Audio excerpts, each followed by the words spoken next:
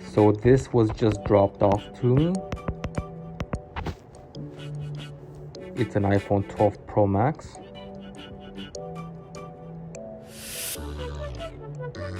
As you can see, the frame is completely bent.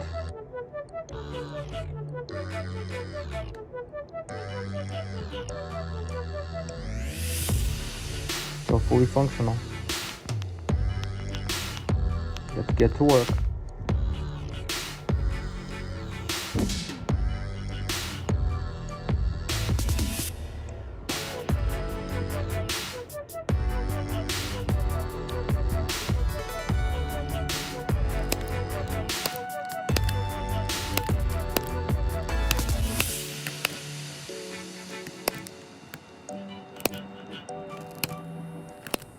So now that the back glass is cleared off, I have to find a way to put this missing piece and somehow glue it back to the frame.